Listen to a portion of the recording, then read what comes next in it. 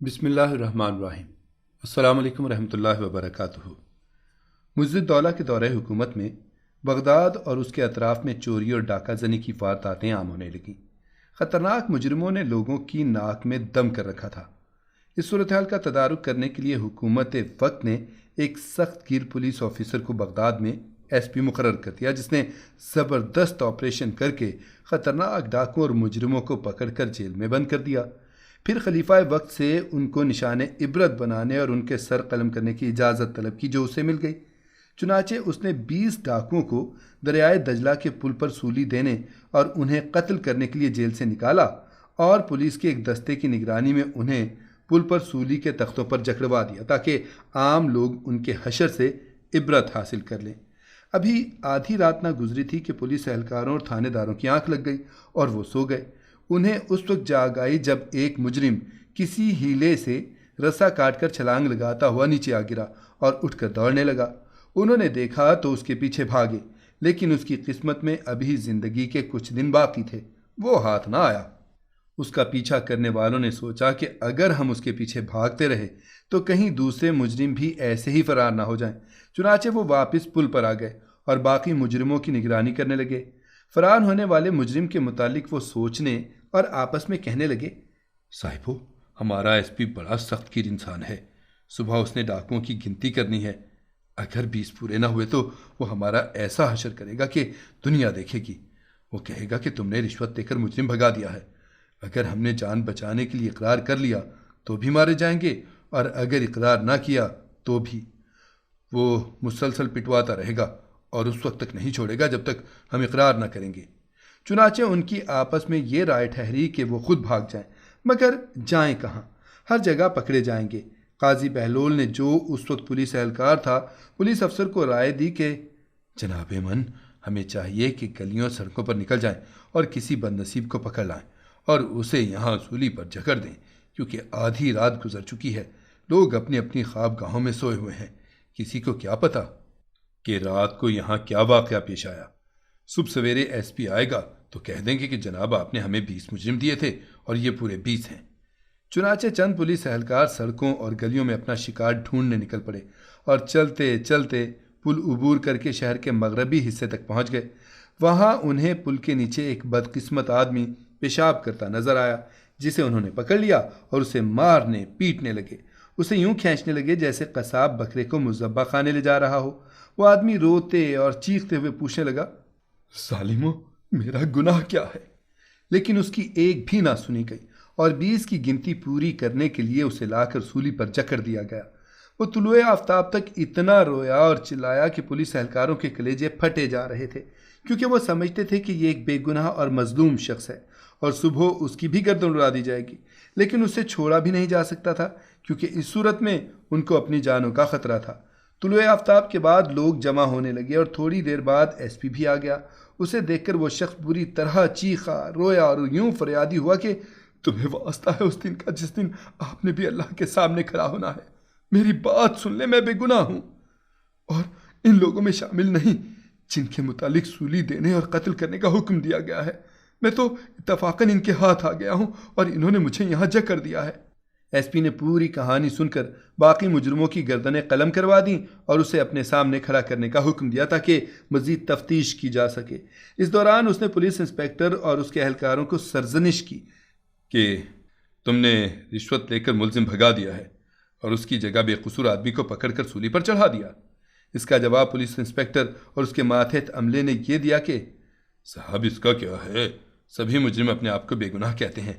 آپ نے ہمیں 20 آدمی دیے ہیں، سو وہ سب حاضر ہیں۔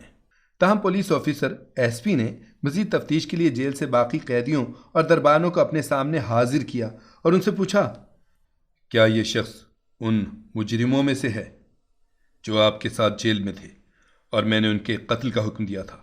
تمام دربانوں اور قیدیوں نے باری باری اس کا چہرہ بغور دیکھا اور متفقہ رائے دی کہ نہیں جناب، یہ ان لوگوں میں سے نہیں جن کے قتل کا آپ نے حکم صادر کیا تھا، کیونکہ وہ سب ہمارے ساتھ نظر بند رہے ہیں اور ہم انہیں اچھی طرح جانتے پہچانتے ہیں۔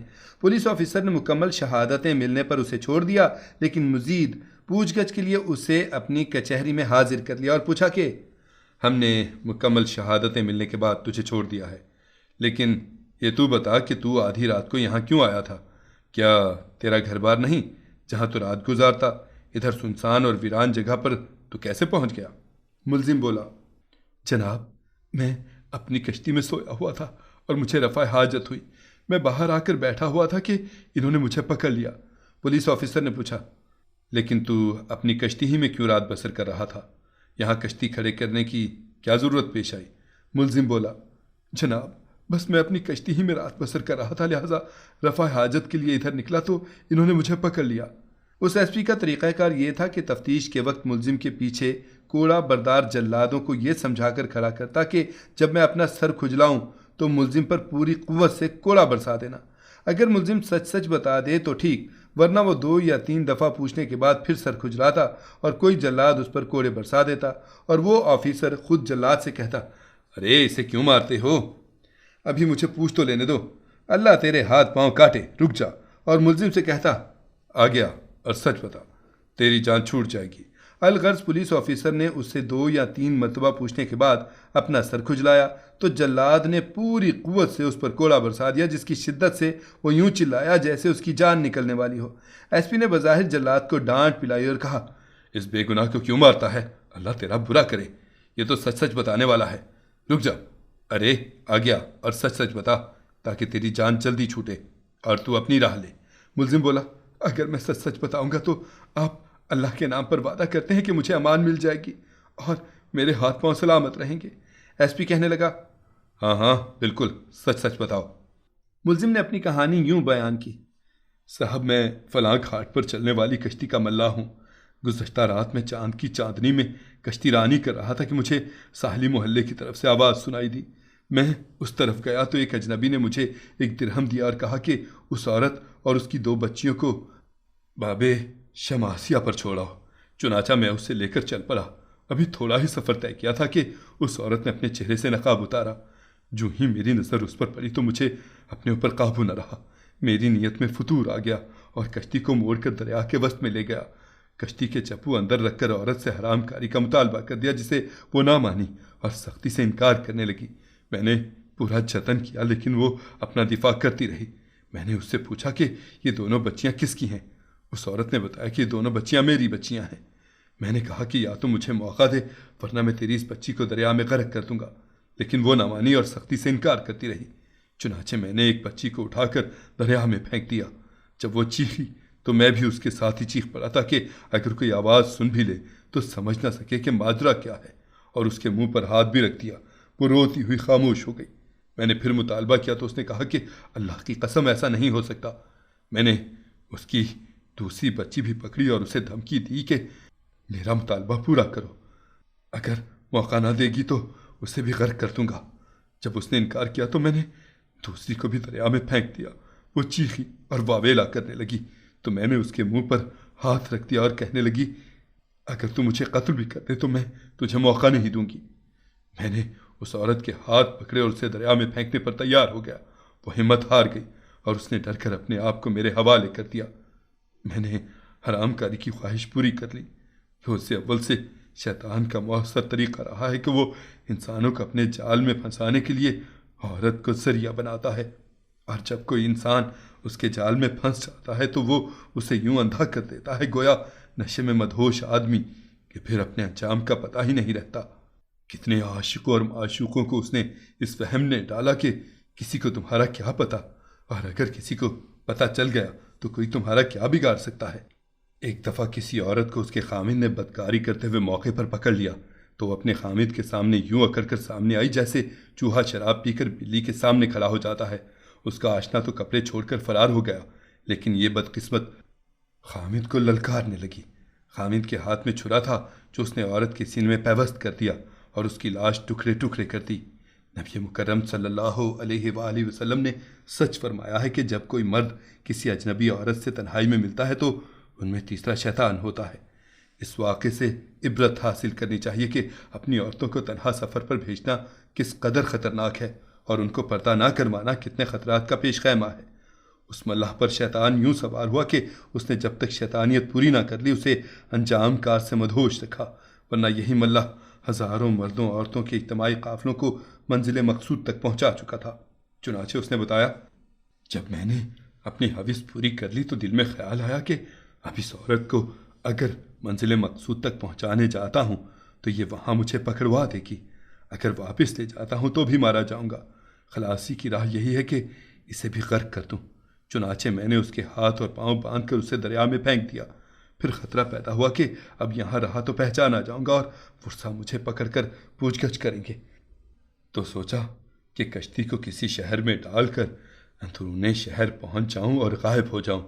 बस इसी तगो दाव में मसरूफ था कि मुझे इस जगह पहुंचकर क़ज़ाए हाजत की मजबूरी आ आई और मैं कश्ती से निकलकर यहाँ क़ज़ाए हाजत से फारिग हुआ ही चाहता था कि इन्होंने आकर मुझे पकड़ लिया और उस फरार होने वाले डाकू की जगह सूली पर जकड़ दिया। बादियो नज़र में अगरचे वो शख्स बेकसूर पकड़ा गया था और उसकी आहो फगां को सुनकर पुलिस वालों के दिल पिघल रहे थे और सूली पर उसकी चीखों पुकार दरो दीवार को हिला रही थी, लेकिन रब्बुल आलमीन की बारगाह में ये संग दिल मुजरिम था। नामालूम उसने कितने बेगुनाहों को कत्ल किया होगा जिनका कोई कसूर ना था, और उस औरत की इज्जत पर डाका डाला जिस पर इसका कोई हक ना था। बज़ाहिर उन मजलूमों का दादरस नज़र नहीं आ सकता था। पकड़ने वाले इरादतन उसे पकड़ने ना आए थे, लेकिन मजलूमों की आहें अर्शे इलाही से जा टकराती हैं और अल्लाह रब्बुल इज़्ज़त अपने जलाल की कसम खा कर कहता है कि मैं उनकी मदद करके रहूँगा, अगरचे कुछ देर के बाद ही सही। अगर अल्लाह चाहता तो उसी वक्त उस जालिम को अंजाम तक पहुँचा देता, लेकिन उसने दुनिया वालों को बताना भी होता है कि अपने पाँव पर कुल्हाड़ी मारने वालों का अंजाम यूँ भी हो सकता है, ताकि वो शुरू के अहकाम को मामूली ना समझें। ना तो औरतें अकेली सफ़र करें और ना गैर महरम ड्राइवरों के साथ बैठें और ना वो नंगे मुँह ही फिरती रहें। एसपी ने जालिम की कहानी उसकी अपनी ज़ुबानी सुनकर तसल्ली दी कि मेरे और तेरे दरमियान मामला कैसा था, जाओ सलामती के साथ। जब वो वापस पलट गया तो उसने उसे वापस बुलाया और कहा, नौजवान, तूने हमारे हक का भी ख्याल ना किया। हम तुझसे हलफ लें कि आइंदा ऐसा ना करना। वो वापस लौट आया तो पुलिस ऑफिसर ने कहा कि पकड़ लो इस संग दिल जालिम को और इसके हाथ काट दो। जब पुलिस एहलकारों ने उसे पकड़ा और उसके हाथ काटने शुरू किए तो वो बोला, जनाब, तुम बदअहदी में मेरे हाथ काट रहे हो जबकि तुमने मुझे अमान दी थी। एसपी ने कहा, खूनख्वार कुत्ते, तेरे जैसे के लिए अमान कहाँ? 3 बेगुनाहों को तू मार चुका और इज्जत लूट चुका। चुनाचा पहले तो उसके हाथ पांव काटे गए और फिर उसकी गर्दन काट कर उसे आग में जला दिया गया। यूं जालिम दरिंदे का किस्सा तमाम हुआ।